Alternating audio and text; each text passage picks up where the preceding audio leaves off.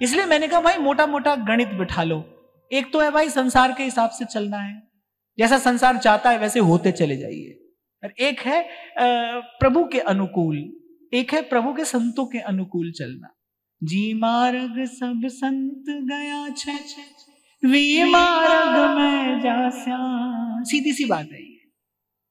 जी मार्ग सब संत गया छे, तो कह रहे ना काहू से दुष्टता और ना काहू से रोष।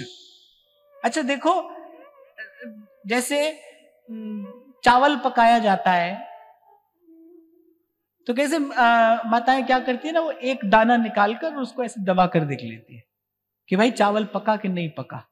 ऐसे हांडी में से एक एक दाना ले लिया जाता है, उसको दबा कर देख लेते हैं भाई पका कि नहीं पका। ज्यादा देर हुई तो भी जल जाएगा, कच्चा भी परोसा नहीं जा सकता, बिल्कुल ठीक ठीक पका होना चाहिए ना। ठाकुर जी को निवेदन करना है, ठीक सिद्ध होना चाहिए। ऐसे ये जीवन भी ठाकुर जी को निवेदन करना है, तो ऐसे बीच बीच में देखना पड़ता है कि भाई हो रहा है कुछ कुछ परिवर्तन हो रहा है, ये जीवन हो रहा है ठाकुर जी के योग्य अनुरूप के नहीं। देखो पहले तो ये कह करना है कि सहना है, कहना नहीं है। किसी ने कुछ कह दिया तो भी कुछ कहना नहीं है, किसी ने कुछ कर दिया। संत तो कहते हैं जो तोए कांटा बोए, कह रहे वाए बोए तू फूल, तोए फूल को फूल है और वा को है त्रिशूल। यही बात मैं आपसे अभी कह रहा हूं ना, प्रभु की हमसे क्या अपेक्षा है कि हमारे माध्यम से प्रत्येक व्यक्ति एक एक माध्यम है, एक निमित्त है, एक उपकरण है।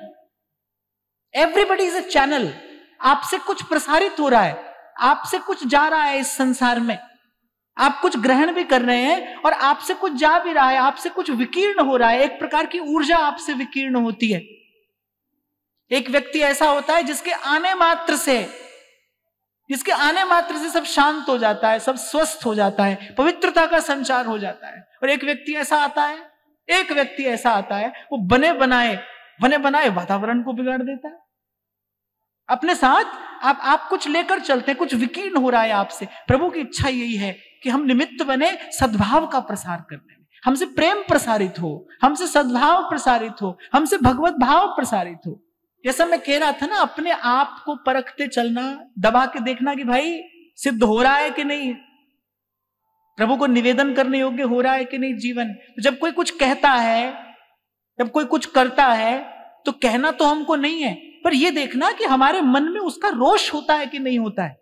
दो बातें हैं, एक तो यह है कि भीतर ही भीतर कुड़ रहे हैं, कह नहीं रहे, क्यों? क्योंकि बोले आपने कहा था इसलिए नहीं कहते।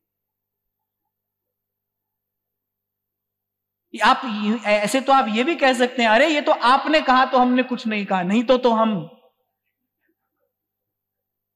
ये तो आपने कहा तो हमने कुछ नहीं कहा, नहीं तो हम कुछ कहने लायक छोड़ते ही नहीं। मैं ये नहीं कह रहा हूं, कहना तो नहीं है, पर कहने की इच्छा हो रही है, मन में रोष है, मन में प्रतिक्रिया है। क्योंकि स्वस्थ चित्त क्या है? जहां प्रतिक्रिया नहीं है। आपने कुछ नहीं कहा, ये पूर्ण स्वस्थ बात नहीं है। और मैं तो कहता हूं ये और अस्वस्थ है, ये और अस्वस्थ है, क्योंकि वो भीतर ही भीतर जो हलचल है वो आपको चैन लेने नहीं देगी। उससे नहीं कहोगे तो किसी और से कहोगे, पर कहकर तो मानोगे। बात देखनी है हमारा अंतःकरण शुद्ध हो रहा है कि नहीं हो रहा। मन में वो जो निर्मलता अपेक्षित है, जिसकी मांग प्रभु कर रहे हैं, निर्मल मन जन सो मोहि पावा, मन में वो निर्मलता, वो पवित्रता, वो उसका संचार हो रहा है कि नहीं हो रहा है। लेकिन आरंभ तो यहीं से करना पड़ेगा भाई, पहले कहना नहीं है, स्वयं को देखना है कि भाई इसकी कितनी प्रतिक्रिया हुई है, इंटेंसिटी क्या है उसकी। ये छोटी छोटी बातें हैं, लेकिन जब आप इस कसौटी पर उतरोगे तो आप देखोगे कि हाँ भाई ये दोष तो भीतर में है, इसकी ओर आज तक ध्यान ही नहीं दिया। और जिस रोग की ओर आप समय रहते ध्यान नहीं देते, वो छोटा सा रोग भी कभी प्राणघातक हो सकता है। वो छोटा सा रोग भी प्राणघातक हो सकता है अगर समय रहते उसकी औषधि न की जाए तो।